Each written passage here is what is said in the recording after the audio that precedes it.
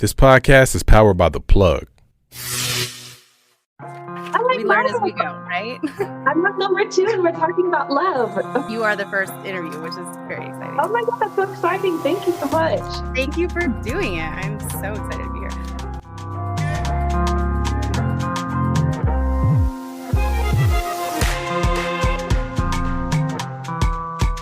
Hi, Olivia. Welcome to the podcast. Thank you for coming. Thank you for inviting me. So this episode, we're going to talk about love, sex, and relationships, mainly because you are the fantastic host of an event that is coming up this coming Friday by the time that this episode is released. So we'll get into that. But first, I just want to hear a little bit of who are you? Please introduce yourself. And then we'll talk a little bit about why you are passionate about these issues and what got you on this path of hosting such free-flowing, beautiful conversations. Okay. I'm Olivia Simone. I am from Denver, Colorado. I'm a native. I just love to communicate with people, and I love people in general. I'm very extroverted. And so, yeah, I'm the host of Freedom Fridays. Yay! So what do you think piqued your interest in even having discussions like these? What is your relationship to the topics of sex, love, and relationships? Well, originally when I first started Freedom Friday, I think it was in 2020, because that's when COVID happened. And then, of course, in the midst of that, it was the George Floyd situation that happened. And I actually went to the protest for 2 days. And I don't know, it just sparked something in me. I was feeling really down and depressed. And I would come to Gypsy House, and there was a bunch of people that were also coming from the protest and felt that way. And so I just thought, if we're having free flowing conversations right now, why not make an event out of it? And so we had an event that was centralized around race and, all the current things that were happening in the world. And that was my first one that I ever did. And then after that, of course, life took a hold of me and I couldn't continue it. But this year, I feel like we're in 2022, and I'm tired of hearing girlfriends and even guy friends vent to me about their relationship experiences, and they're just having the shittiest of times. I don't know why people are just missing each other. And so now I feel like we really need to have a strong foundation and community to talk about sex, to talk about relationships, to talk about love, talk about attempts at dating and why it was flawed or why it was so successful. And I want to break the barriers of something being so private. I want it to be public, because then you can help people. And I just thought maybe by me expressing my experiences or my perspective, it'll help open up other people's, perspectives, or make them want to talk about their experiences as well. Yeah, absolutely. I mean, we know for a fact that when we demonstrate vulnerability, we give people permission to do the same. So I think that is really cool. And something that was so beautiful, I think, about the first event that I attended was how vulnerable. Obviously I went and expected people to share, but the level on which people, and it was BYOB, so maybe people were a little disinhibited, but what beautiful additions that allowed to the conversation by having them a little disinhibited. It felt very much like college for me, because I studied ethnic studies and psychology, and so my entire college experience was this. And so I was so excited when I got there, and I was just living, because I felt something that I told people after it. I just said, the people in that room, it was all artists, it was all really empathic people. Where it's different from a college course or something is that maybe you had to be there for a credit. Everyone that came on their free will. No one who didn't want to talk about these issues or be vulnerable or be open to hearing different experiences was there, because no one was twisting their arm to be there. And I think that gave us a hugely dense group of people who were just, not a little interested, but head over heels in the idea of discussing this. And that was so cool. No, I totally agree. I actually was happy with the diversity of the group as well, meaning age, gender, ethnicity. I was really, because normally women are the only ones that want to talk about these kind of things. And so I know it was a higher amount of women in comparison to men, but I'm still happy with the men that came and shared their perspective. We had a lot of people we had multiple people from the LGBTQ community as well, which was nice because I don't want it to be just Black people, just women, just men, just straight, like, people. I want it to be everyone. I want white people and Asians and Mexicans and mixed people and queer people to come and like give their perspectives, because I think that's important to hold this. That's the point of community, right? Yeah. It was really nice. There was one person in particular. I wish I could remember people's names, but maybe I shouldn't put them on blast like that on a podcast. But they kept bringing us back on multiple occasions, even if they weren't sharing, and they would just, offer, okay, but that's in heterosexual relationships. And I was like, yes, great point, because it's very different and it's going to look very different. And while we are so, I think, in the infancy culturally about talking about sex and relationships openly, yeah, we're just hitting the iceberg of what's super quote unquote normal, right? Yeah. And so then what about our friends who belong to all sorts of different communities and they have even less resources or less conversations that they can be a part of or even feel welcome in? And so, yeah, to your point of how diverse it was, I think that was a great, defining characteristic of that. Yeah. I think next time, or I'm hoping for this Friday, I'm hoping it will be a balance between men and women who come. And I do want a lot more of the LGBTQ community to come, because even though I'm not a part of that community, I feel like it still helps me. It gives me a different type of awareness for them. And I like the fact that a lot of different ethnic people can come to this event, because I also want to know, I've never dated a white guy before. So what is your thought process on this? Or how does, Yeah, absolutely. And we all culturally, we come with different expectations. I can say, especially for my friends who are part of a Middle Eastern community, the pressure that they feel around marriage, especially women, if they're in their late 20s, maybe 30s, is so intense from their families. And that's something that maybe us who grew up in, cities that were diverse and our parents are maybe religious, maybe not, maybe they're a blend of culture, we will never probably understand that pressure. But we have other things that, people don't experience based upon their cultural identity or background. So yeah, it is really cool. It was just, it was so beautiful. I think I had been hoping that there was some sort of event to attend, because I love learning about sex and relationships and love. And I watched all the weird Vice shows and YouTube documentaries, and it was so up my alley. So when I saw it, I was like, oh, this is what we need. Also, just going back to the first question that you asked me, my mom is Lebanese and my dad is actually Black. And so I got to grow up in two different households. Also, my Black family is super religious, uber Christian. Sex was not discussed on either side of the family.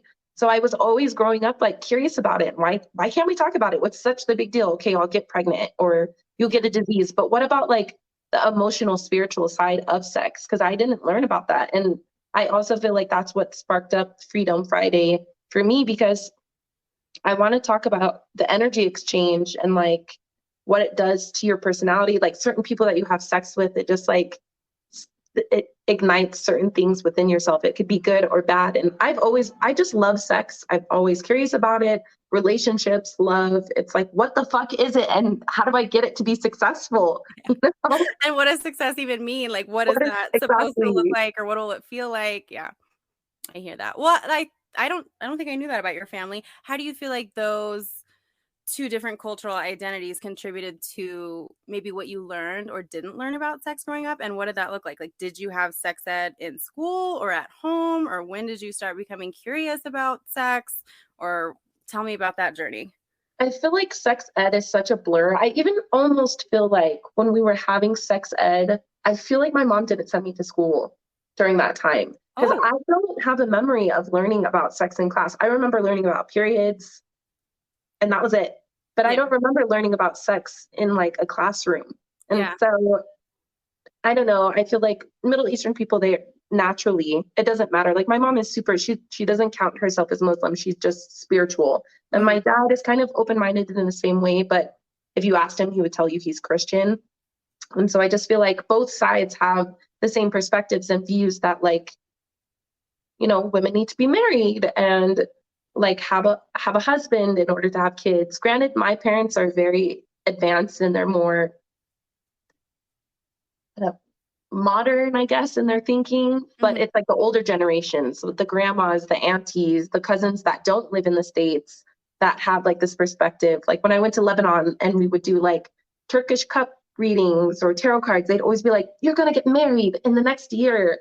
Girl, that was 3 years ago. Where is the marriage proposal? Right. I Right. think there is none. Because that is So such a defining piece of women's lives, or that yeah, is like what we're supposed to aspire to. That is like the biggest event of our yeah. life. Yeah. Or having kids too. And it's just, I feel like it's just a lot of pressure. And so now, me being like the rebellious, stubborn, curious person that I am, I'm just like, well, if that's what women have to look forward to, that's like I'm fine with being a wife and being a mother, but I want to take charge, or I at least want to have some knowledge as to what that means or what that looks like for me. And I'm sure I can't be the only woman that thinks that, because I'm Yeah. fine with being a mom. Inevitably, that's where I'll end up, and I will love it.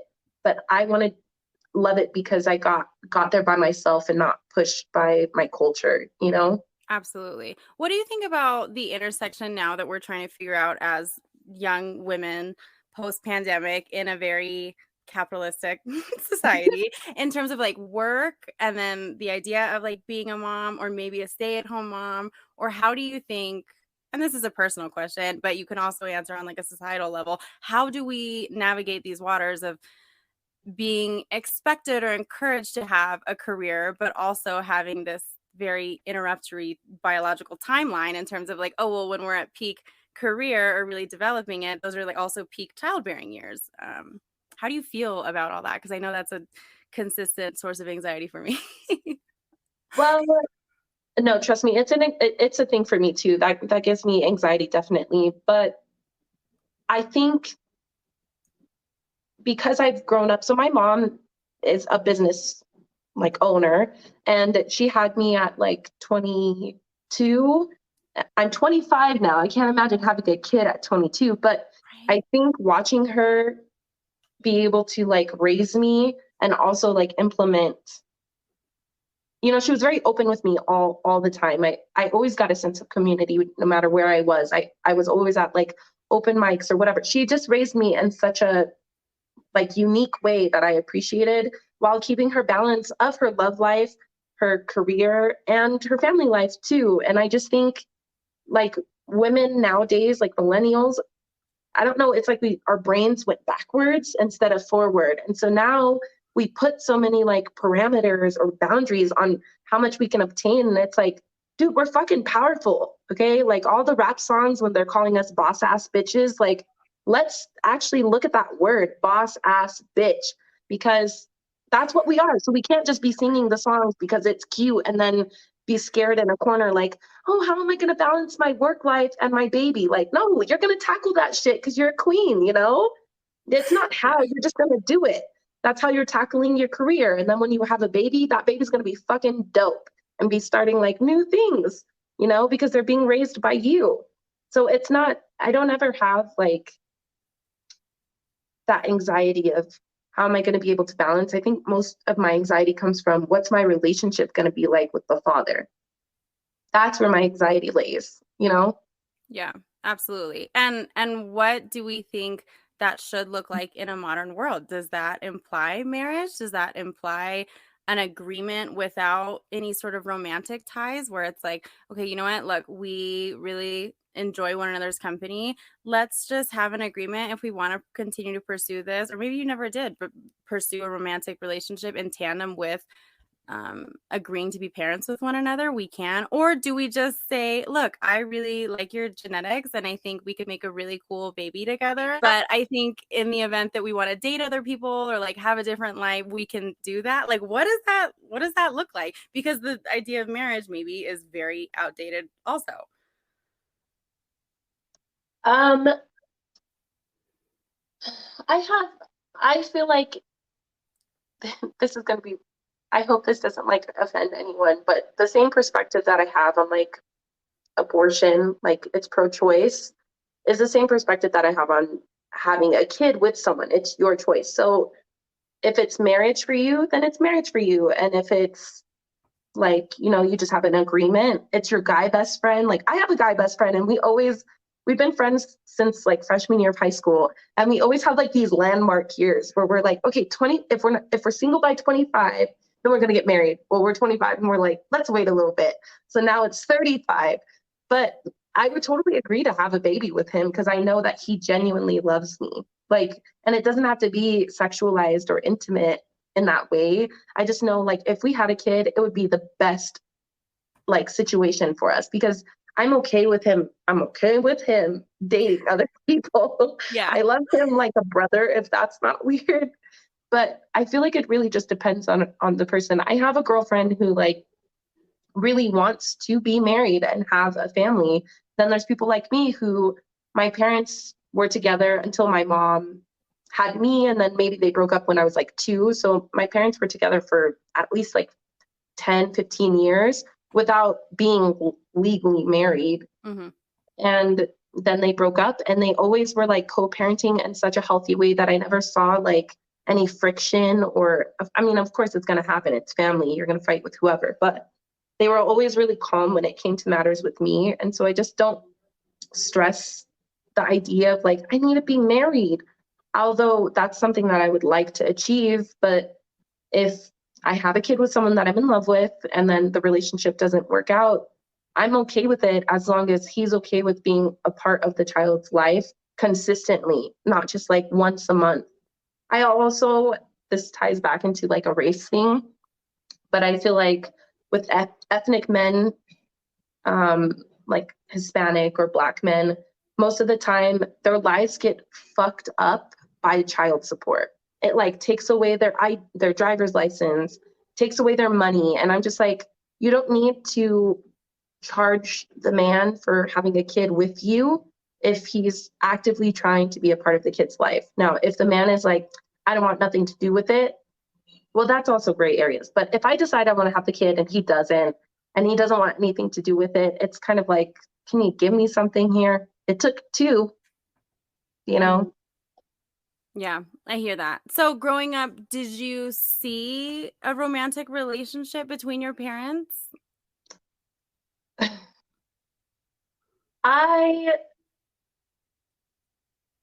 I feel like there's always been something there, but you know, once women are over a situation, they're pretty much over it. Yeah. But my parents genuinely love each other, and it's not in a romantic way. And I feel like that was mostly what I saw. It was never like my dad being like overly aggressive or my mom being overly aggressive. It's just like dad comes, spends Christmas with us, and then we go to dad's family for Christmas. Or he was always involved. And my mom's family loves my dad so much.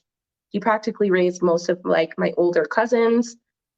And so I just feel like he's just a part of the family. It's not like my mom and dad need to be together in order for him to be a part of the family, if that makes sense. Absolutely. And I think it sounds like the relationship was very like respect based and in the interest of you and your well-being, which is the best way to be. I think a lot of kids, you know, if they experience a divorce within their family, some of them are like, oh, it's the worst thing. It tore my family apart. But coming from parents who tried things for 20 years and like there was a lot of beauty within their marriage. But by the time I was a functioning, you know, preteen, it was like the arguing was so much, it wasn't worth it. So for me, the divorce was like, oh, thank goodness. Now I get to hang out with both of them and they're in good moods when I see them, period. I didn't need to have like mom and dad in a household in order to feel like that was family. And then it also goes back to the thing of, you know, with our friends in the LGBTQIA plus community, like maybe you don't need a mom and a dad. And what does it look like if it's 2 parents? Or what if now we have non-binary parents, which I think is going to be a new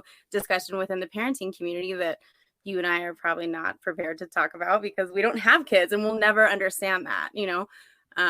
But how do you feel like seeing their relationship as like a quote unquote model, and not that it's the perfect model, but that's what you grew up witnessing. How do you feel like that's contributing to your expectations now or the way that you operate within relationships? And has that been cause for friction or something that has lended itself in a very positive manner?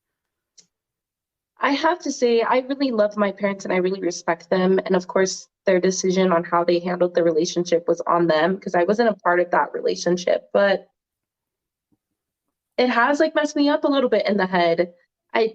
Not to say like if I saw them together that I would have like a better chance at successful relationships, but their relationship with one another before I was in the picture was so not healthy.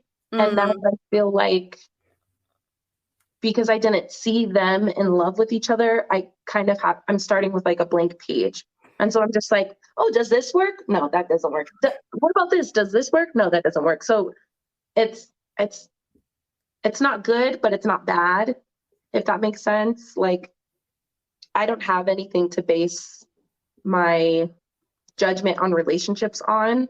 And so I kind of just feel like I'm just out here like, does this work? No?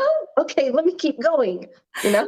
Yeah, and that's all of us, for the record. If anyone thinks they're like some pro or some massive failure, like, no, we're all just trying to figure it out. God, it's so hard. I feel like I'm like trying to pass this test and I can't freaking pass it.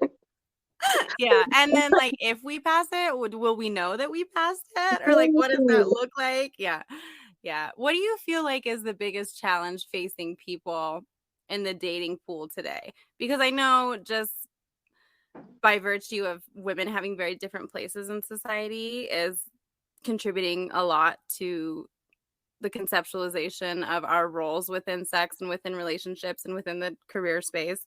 But also this added level of online dating and online presence and online existence. Like now the fights that could not have existed 20 years ago, like, oh, you're liking somebody's Instagram photos, or what does that mean? Or why are somebody in your DMs? Like those wouldn't have existed because we didn't even have these platforms. So True. where do you think we're at? Well, I'm concerned, and that's another reason why I've been bringing up these topics at Freedom Fridays, because we're human beings at the end of the day. So it doesn't matter if you're like, you think you're just like a G and you're just so tough and you like have no feelings, or women who are like, I just don't care. It's like someone got you to that point. And so I'm concerned. I want us to establish not even like intimate relationships, but I want to establish like girl on girl relationships, like girlfriends that I have. I want them to just trust me. And I know it's not always going to be that way because we've gone through this whole cycle with technology too of learning that people cannot be trusted. And I wasn't raised that way, and I don't want people to be that way. It's not natural and it's not organic. It's very like fixed and created.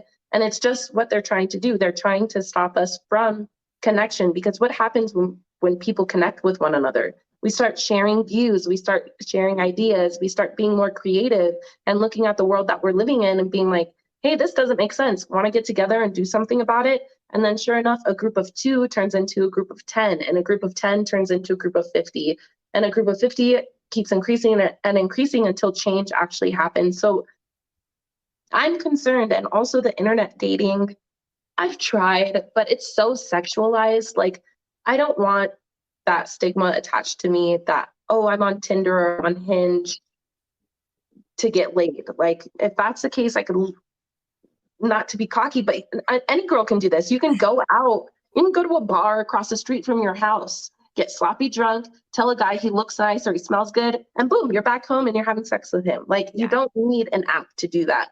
And so I don't really like internet dating, but it works for some people. I miss connecting with people physically. Like, I want to touch you. I want to smell you. I want all my senses to be activated when my first meeting is with you. I don't want it to be through a screen. Also, pictures lie. Okay? Yes, they do. They lie. So I feel like it's creating even more trust issues, you know? I want to go back to when you mentioned trust and how that's like not natural. Everything that you were describing is very much like a living in survival state of like, it's protection, right? Anytime someone says, oh, I don't care, or like, forget that, or that's for the birds, like, I don't care, like you're saying, how tough you think you are. That's coming from a place of having been betrayed, having been hurt, and now you're going to put up whatever wall to avoid that, which is fine. But like, let's acknowledge that and not mask it, with some sort of like false confidence. So when you talk about this issue of trust, is that because, like, especially with friendships, is that because now we have insight, like, oh, so-and-so said they couldn't come, but now I see on their Instagram story that they're at another party? Is it that, like, because we have this new like way too much, arguably, insight into people's every move. Is that where the mistrust is coming from? Or I think it's a mix, it's a variety of two things. Social media isn't helping, but also we don't know how to set boundaries. We don't know how to be okay with saying, like, hey, I know I agreed to come out with you tonight, but I honestly just don't feel like being around people. And me taking that and hearing that and not taking it personal because my ego is so big, and instead being like, I care about you. I'm happy that you're wanting to stay home and do self care. I'm going to go out and enjoy myself. I love you. I'll talk to you tomorrow. But yeah. instead, everything hurts our ego. So I feel like social media is adding to our ego. Like, how many likes did I get on this picture? Oh, retake the picture because my hair looks weird or my tooth is hanging out or something is wrong. It's just like, bro, you can be ugly sometimes. I'm pretty sure Beyonce gets up and has a giant fucking zit on her cheek like we all do, you know? Yeah. You're ugly sometimes. You're not made out of perfection. So every time that we're trying to do something, or like I'm talking to someone right now and we don't talk on a consistent basis. I don't know necessarily where, like, how our feelings are towards each other, but I kind of like it because I don't want to talk to you every day. I also don't want to interact with you every minute of my life. You know, it's just like boundaries. We just need to figure out how to set boundaries, and that'll like enhance our trust for people. But we're not even trusting ourselves. So why would I trust you, you know?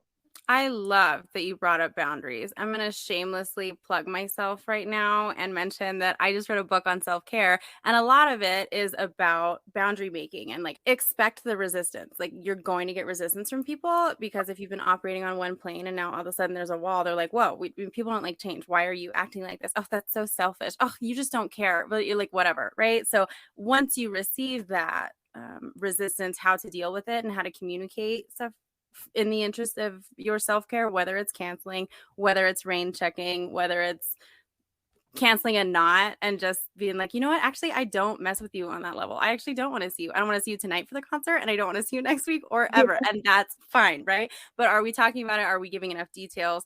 And where like over explaining comes in, because I know as women, we're apologizing for everything for no reason all the time. Like, the amount of times I am in a grocery store and I say excuse me just to get by people, because like, okay, PSA Colorado, you say excuse me when you're going to be within like chest brushing proximity with someone. I know that seems to be something that's forgotten, but you say excuse me and then they go, oh, sorry, and they freak out, and I'm like, you didn't do anything wrong. I'm trying to get by. Just say okay, or like just smile at me, or like move out of the, like whatever. There's no apology, but we're apologizing for everything, and we're not feeling like we can take up space. And so then when we don't have boundaries, we're being just sucked dry by the people in our life. And I think the analogy of, you know, and I brought this up at the first event of yours that I attended, of like the cup, like you cannot pour from an empty cup. So when we're setting boundaries and we're taking care of ourselves, we're filling up that cup, and then you have all of this, you know, liquid and beautiful energy to pour into that of others, but like you cannot do it from an empty vessel. Can I touch on that? Yes. So I've been seeing a therapist. I'm very open with therapy also. I love that about you. And I was using the same analogy too. Like, I just want to pour it into someone's cup. Like, I have all of this in my cup and I just want to pour it into. And she was like, Olivia, what would happen, or what would it look like if you kept your cup and all of the contents within it and someone just came and held it underneath your hand? So I think also that's another stigma that we kind of need to stray away from, is I don't want to share the contents that's in my cup. I just want someone to help me hold it. And maybe look at it and you can drink from my cup and I'll drink from yours. But I think that's changed my idea of relationships also. It's like, yes, I have things to give, but the things that are mine that I came into this relationship with, they can just stay mine and you can help me hold it. Do you know what I mean? Absolutely. Yeah. It doesn't need to be an ever flowing, you know, a cup with a hole and permanently in the side so that it's always coming out. Yeah. You can absolutely sit with that reserve. It's just your reserve, right? I think for someone who's so, I mean, I lived in a consistent state of burnout for years. And so I think that analogy works for me because I'm so used to just giving. And so it was helpful for me to understand that in terms of, you know, like almost like the giving isn't going to go away, but just like, how do we re-up? But I think to your point, that's great. Yeah. It doesn't need to go anywhere. You can fill it up and sit with it. You can fill Yeah. it up and like add more things to it. You can fill it up and charge it in the sun if you Yeah. so feel inclined. Yeah. I like that. So with boundaries, where do you feel like, I guess I'll ask culturally and then personally, we are having issues within friendships or romantic relationships? Culturally, I think women being able to hold an opinion or telling a man that they're in a relationship with or that they're dating, no. And I'm not just talking about sex, but I'm saying like, or even just, saying what your boundary is in that relationship. Like, no, I don't like it when you do this, without it coming across as insecure or bitter. And I also want to say vice versa for men, because when I talk about relationships and sex, I'm looking at the men's perspective too. Like, we think we have it hard, but men don't have an emotional outlet. Like, they don't ever think about these questions. They're not allowed to. So Right. for both parties, I just want to say culturally, I think we're still going along with like the gender roles that they're supposed to play in relationships. And that's enabling us from setting clear cut boundaries, no matter what our gender or our role is. Personally, I think it has a lot to do with pop culture and like what we're hearing in the music, what we're seeing on TV. It's all about like this. I feel like they're just pushing so much on like open relationships, and some people I don't want an open relationship. That's a boundary with me. Listen, I will check out a woman with you any time of the week. I can acknowledge a beautiful goddess when I see one, but I feel like that's the extent, out of respect for me and out of respect to my partner, if it's vice versa, that it should go. Just because you're in a relationship with someone, it doesn't mean that you stop being attracted to people, but how far do you let that attraction go? And I think to combine both of them, cultural boundaries and personal boundaries, it all starts with communication. That's really all it takes. Not yelling, not screaming, not let me check your phone. It's just genuine conversation. And then depending on what that person says during the conversation, then you know if that relationship is a good fit or not. Yeah, absolutely. And I think there's a lot of beauty in terms of maybe people that belong to the polyamorous community or the communities who engage in open relationships, and with all quote unquote alternative types of dating or marriage, right?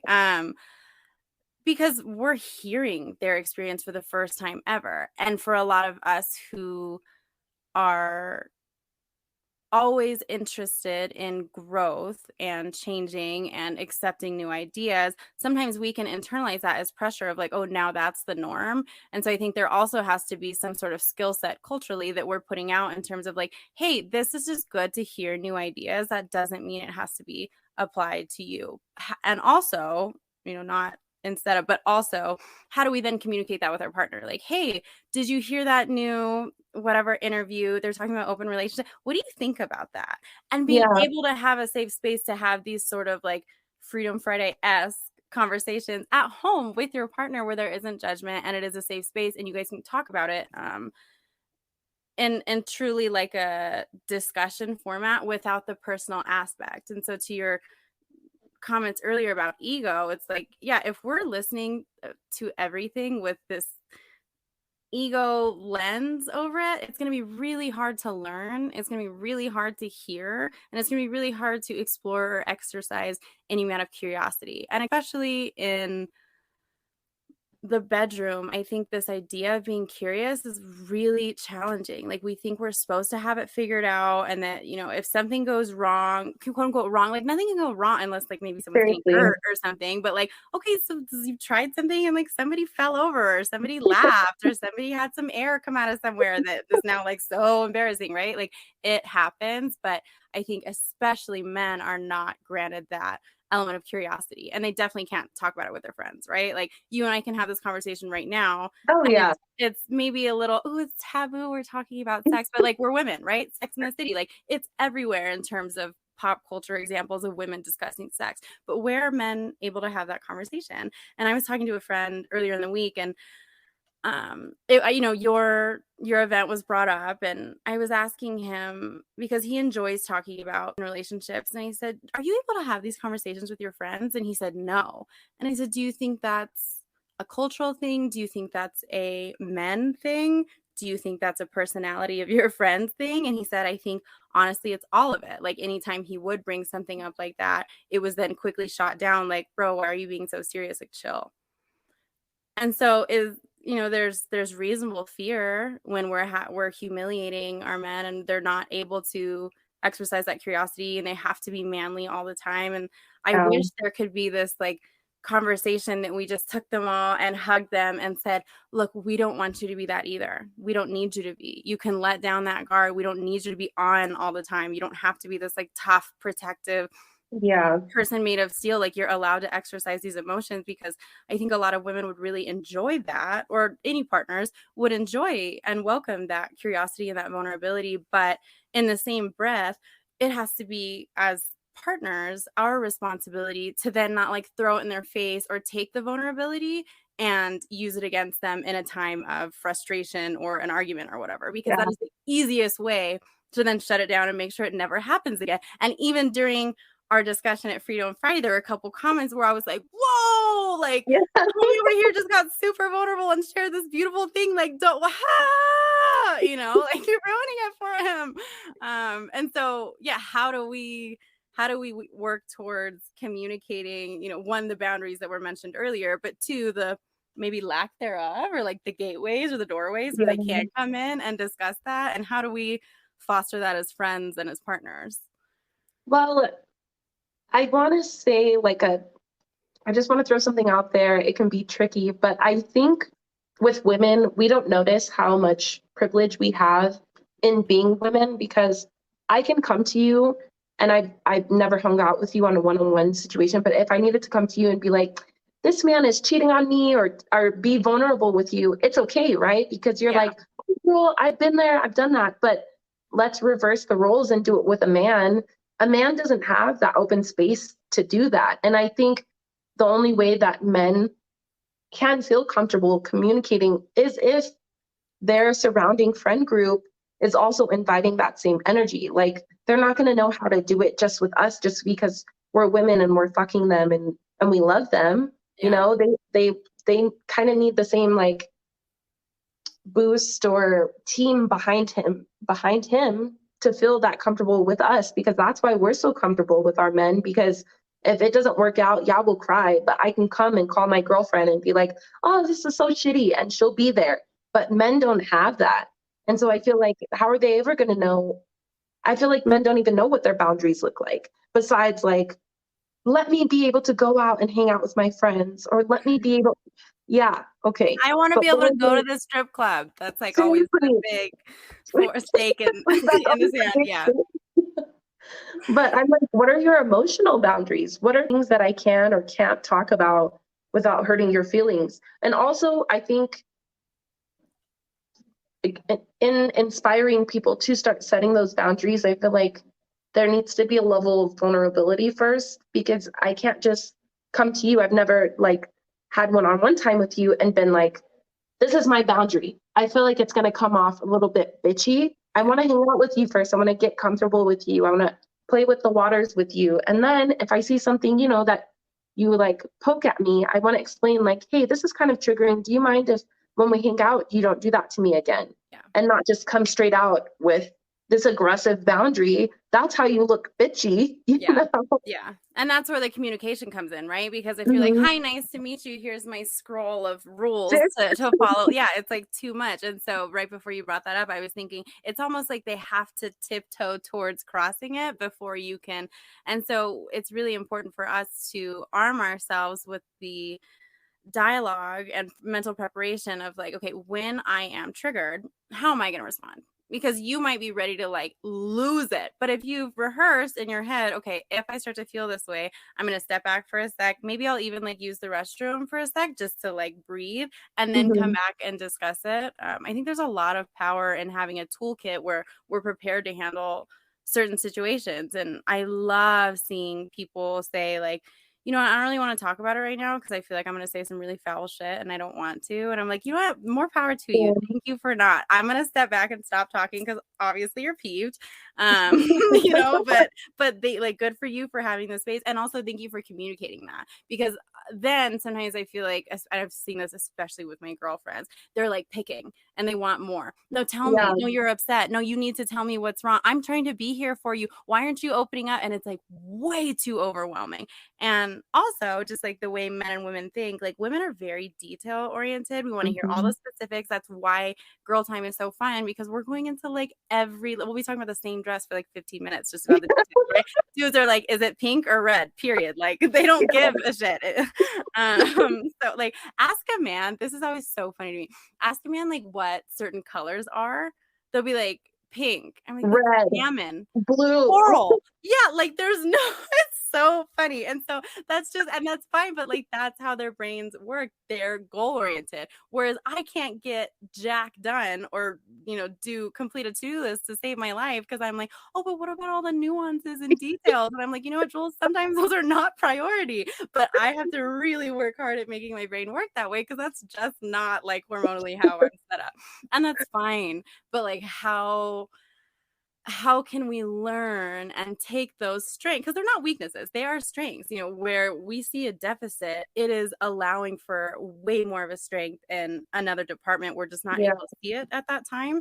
And so I think it's really important to ask your partner before something happens, like, hey, if you come home and you're really upset, how do you want it to work? Do you want me to ask you if you want to talk about it? Do you want advice? Do you want me to just like say that when you're ready to talk about it, I'm here? Like, what do you need from me? Because a lot of times when we're asking and we want to resolve something, yes, it's out of care, but then there's ego involved. It's like, no, you want to feel like a good partner, and it's actually not about you right now. So you need to like set that down, and you might have to sit with the anxiety of like, oh man, something's really bothering my partner and I don't know what it is right now, but they're hurting more than I am. And I can sit with that anxiety until they're ready, because that's how you ruin a safe space.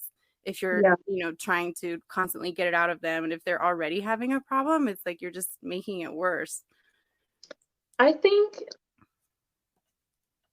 like, I don't want to answer these questions in specific ways, like how do we or how could we, because I feel like everyone is different. And that's another thing about like a lot of sex positive, communicative people that are like on social media. I enjoy their perspective and their opinion, but I'm like, but maybe that's not tailored to me or like what my needs would be.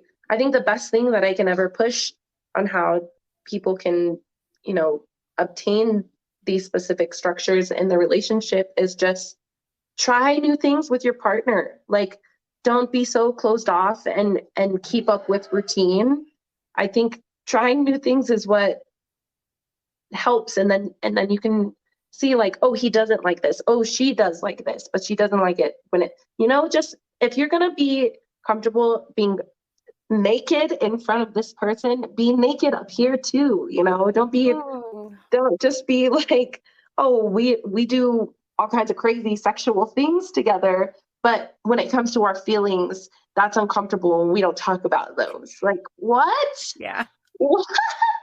It's pretty backwards. And that's why a lot of people talk about when it comes to mental health or communication, they talk about all this unlearning. Like, if we were able, to push past all of the mental barriers of like, I'm naked in front of this person, this is really anxiety provoking because they know nothing about me, but we do it all the time. Like, we should definitely be able to have the strength to learn the emotional intimacy. And I'm gonna drop a little secret for y'all. It makes sex way better when you have that. So if that's any incentive. And then, I think when we're expressing any amount of opposition, make it about you.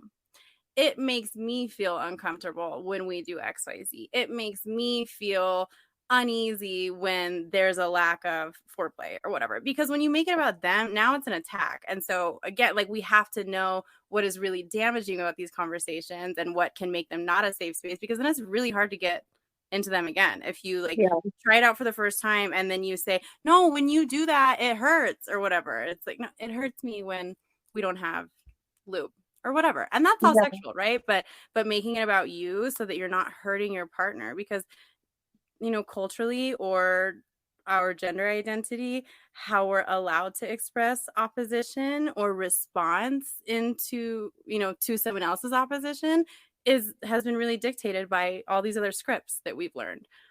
So now if like you're a woman and you're screaming at your partner because you didn't like something they did, but he's got all this like background of, okay, well, don't get loud, don't get upset, don't get, because then it's going to be seen as, threatening, or she's going to get scared or like be, concerned for her safety because I'm a larger man. And then if there's like the race aspect involved, it makes things a lot more complicated. And so it's important to be able to, communicate boundaries or opposition or discomfort Yeah.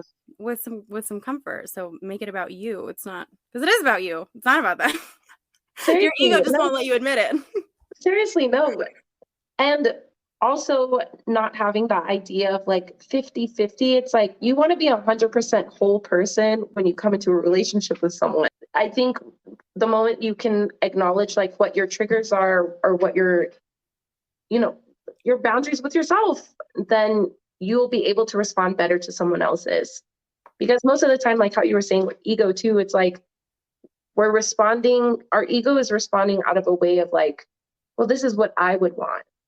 But if you're fulfilling yourself and what you actually do want, then you're not going to respond to someone who's hurting like, oh, well, this is what I would like. You're going to respond to them like, well, this is what they need, Yes. But if you're not full, in the back of your head, it's like, okay, well, you want that, but what about my needs? And yeah, seriously. Then you get into a lot of resentful territory, right?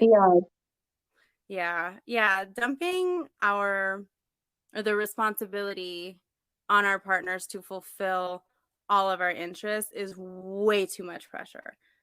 We cannot expect them to be like our intellectual stimulation and who we have spiritual discussions with and who we have great sex with and who we can depend to like bring home reliable income for the family and make it like it's way too much. And I think that's why when we look at communities who are really successful in mental health and well-being and overall like happiness, the element of community is so big. Like you're engaging with all sorts of other friends and relationships on intimate levels, not just superficial ones where you're getting some sort of emotional fulfillment in different areas, so that whenever you come to your partner, talk about being 100%, like you're so stimulated from all these other people, like you need that. We are communal tribal beings who are created to connect with others. And this, whether you believe in monogamy or not, it can be a beautiful practice, but that doesn't mean that you cut everything off from everyone else and now dump it all on this partner. Like that's not a recipe for success.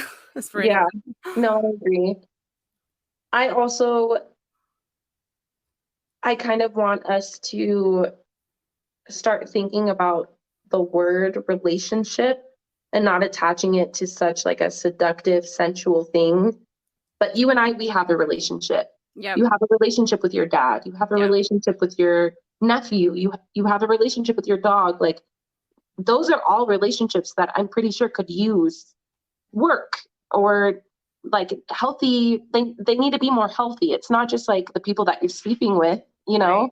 And how do we if we start having healthy relationships with those people, then it'll be easy to have intimate, healthy relationships, It goes everywhere. Yeah. Any boundary we create goes everywhere. And that's professional. That's with financial stuff. That's with romantic, with friendships, with family. Yeah, absolutely.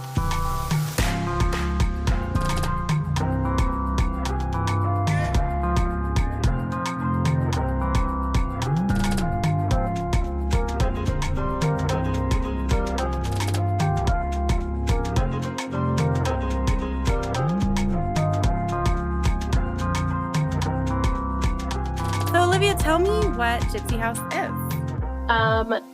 Gypsy House is a coffee shop. That's like the most basic thing that I can say. But Gypsy House was originally like opened in Capitol Hill on 13th and Marion. And my mom actually opened it after we came back from Lebanon the first time. And she just always wanted to open a coffee shop because she loved the show Friends and like that big red couch that they always sit on and they just talk about things. And so Gypsy House happened, and then people would come and they would ask if they could have events. And that's when we started doing like freedom of speech with Lady Speech and my cousin. And it was just like an open mic where you could sing, you could do poetry, and it essentially, I feel like Gypsy House kind of became like this hub of just pure healing. Like, even if people didn't want to talk to each other, they would talk with their eyes or with their gestures, or a lot of like really beautiful relationships came out of people like being on first dates at Gypsy House, you know, or I don't know. It was just like always like a hub. And also, I have to say the word gypsy, I know it's become, or maybe it always has been like a derogatory term. And granted, we're Middle Eastern, so we, you know, we don't apply that culture to ourselves. But if you take away like the negative entity of gypsy, a gypsy is just like this beautiful, free-flowing person who just lives amongst the land that they come across, right? They're just like, oh, I'm in this place, and they're just free and they're open and they're just creating culture as they go along. And I think that's why my mom named it Gypsy House, because we didn't want it to be just something culturally specific. No, we want you to come tell us what Gypsy House means to you. Shit, we don't know. You know, create it for yourself. What does it mean for you? And I feel like Gypsy House has always been a place of community, really, of just like different people, weird, quirky Black people, white people, Asian people, to like super uppity, prissy, like Hispanic people, white people, Black people. And they just somehow come to this one space that's colored differently in every single room with mixed match like furniture, but it works. And they just talk about their lives, and they realize like, oh, you're doing that, you're going through that too, so am I. Well, let's talk about, you know, it's just a place of connection, really. But at the end of the day, it's just a coffee shop. It will never be reduced to just that, but yes. So you have this event coming up this Friday. Tell us a little bit about it. So Freedom Friday is a free community space where we discuss different topics that feel current in our present day life. Right now, I'm in this, I think I'm going to break it down by chapters.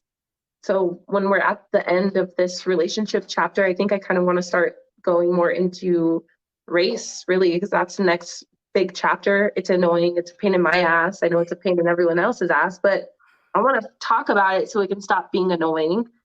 But it's basically just like a group of people that you don't know, random strangers that you don't know, that just are vulnerable and open, and you get to see or connect with what they're saying or their feelings towards the same topic. And then it makes you feel less alone in the situation that you're going through. I don't want people to think that it's an argument, because it definitely is a safe space. But if you get passionate about something and you get angry, fucking talk about it. If you need a curse, if you need to take a minute to breathe and you don't like what someone is saying, I don't want any hostility, but I think I want to encourage like confrontation. It's not negative to have differing perspectives on a similar topic with someone, but how can we do that in a healthy way? And how can I calm my emotion and my ego down to understand what they're saying and be like, that is a good point. And so that's what Freedom Friday is. It's on a lighter note now, because I want people to start being comfortable with each other and seeing and getting like cozy, like, oh, okay, she kind of thinks like this, he thinks like this. So then when we do break into like a heavy topic like race or LGBTQ community, dating life, we're not angry with each other, but it's more coming out of a place of love or just sincerity. But yes, Freedom Friday, this Friday, is going to be about more, it's still on the topic of relationships, but more in terms of self. Like, what was your first experience with love, and how has that shaped the dating world for you? And that's a big question to sort of ponder and answer right away. But what does that look like for you? What do relationships look like for you now? What does commitment look like for you? What does self-care and self-love look like for you? Because it's different for everyone. And so this Friday will be about the self. Freedom Friday will be at 7 p.m. on April 8th at the Gypsy House Cafe, 1545 South Broadway, Denver, Colorado. And I hope to see you there. And it is a free event. So we hope that everyone can make it and that financial accessibility is never an issue. So yes. That's awesome. Yay! And it's BYOW, so it'll be fun. Yes. Yeah, absolutely. Like best discussion vibes, but with a little extra, if you feel. Yes. Awesome. Well, Olivia, thank you so much for having this conversation with me. There's so many juicy bits. I can't wait to go through and edit it and re-listen.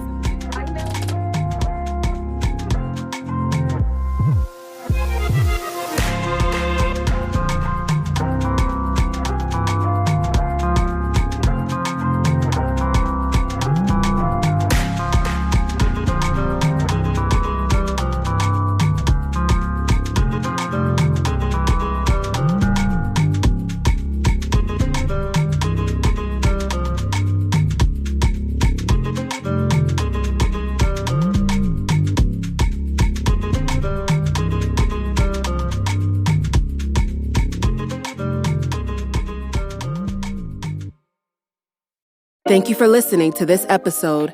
If you or your company are looking to jump into the podcast world, now is the time. The Plug Agency is here to connect you to the full power of podcasting. You just record and leave the rest to us. The people are listening and want to hear from you. theplug-agency.com. That's theplug-agency.com. Click the link in the episode description for an exclusive offer. Trying to grab all the groceries in one trip? Oof, not how you would have done that. You know sometimes less is more. Like when you drive less and save with the USAA annual mileage discount. USAA. Get a quote today.